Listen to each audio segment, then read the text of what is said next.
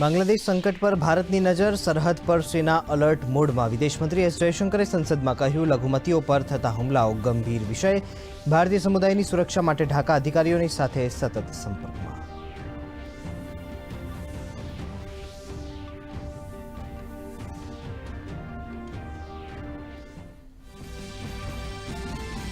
બાંગ્લાદેશમાં પ્રદર્શનકારીઓની માંગ આખરે મંજૂર.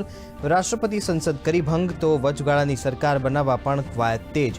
નોબેલ પુરસ્કાર વિજેતા મોહમ્મદ યુનુસ વચગાળાની સરકારના મુખ્ય સલાહકાર બનવા માટે થયા સંમત.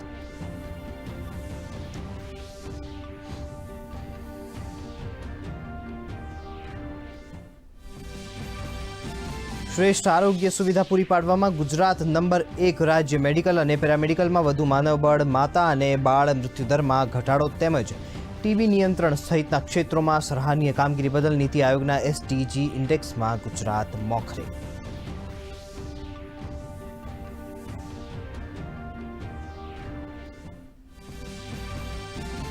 પંદર વર્ષથી નાની ઉંમરના બાળકોમાં જોવા મળતા મગજના તાવના કેસોમાં સતત વધારો. પંચમહાલના વધુ એક બાળકનું વડોદરામાં સારવાર દરમિયાન મોત.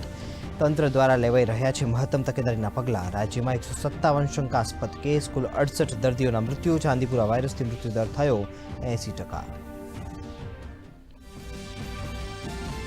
રાજ્યમાં એકવાર ફરી વધશે વરસાદનું જોર. 8 અને 9 ઓગસ્ટે દક્ષિણ ગુજરાતમાં ભારે વરસાદની આગાહી. તો માછીમારોની નવી સિઝન 1 ઓગસ્ટના બદલે 15 ઓગસ્ટથી કરાશે શરૂ. તો દરમિયાન લો પ્રેશર તોફાનોની સંભાવનાને જોતા મુદત લંબાવાઈ.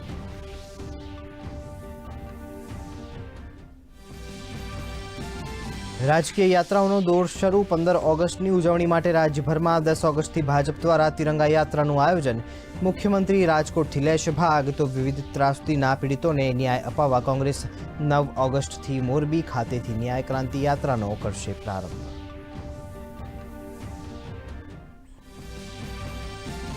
કૌશલ્યવાન નાના ઉદ્યોગકારો માટે સાધન ખરીદવાનું બળશે સરળ. માનવ કલ્યાણ યોજના 2.0 અંતર્ગત નાના કારીગરોને ટૂલકિટ માટે અપાશે ઈ વાઉચર. વાહન રિપેરિંગ કામ, ભરતકામ, પ્લમ્બિંગ કામ, બ્યુટી પાર્લરનું કામ કરતા વ્યવસાયકારો પોતાની પસંદગીના સ્થળેથી ખરીદી શકશે ટૂલકિટ.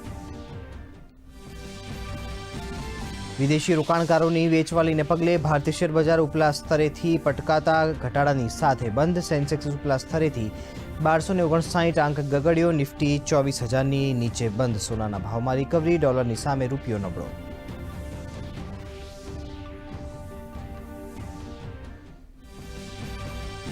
ઓલિમ્પિકમાં ભારતનો શાનદાર દેખાવ. જેવેલિન થ્રોઅર નીરજ ચોપરાની ફાઇનલમાં એન્ટ્રી. તો મહિલા રેસલર વિનેશ ફોગાટનો પણ 50 કિલો સ્પર્ધાની સેમીફાઇનલમાં પ્રવેશ. ટેબલ ટેનિસમાં ચીનના ખેલાડીઓએ ગુજરાતી જોડીને હંફાવી.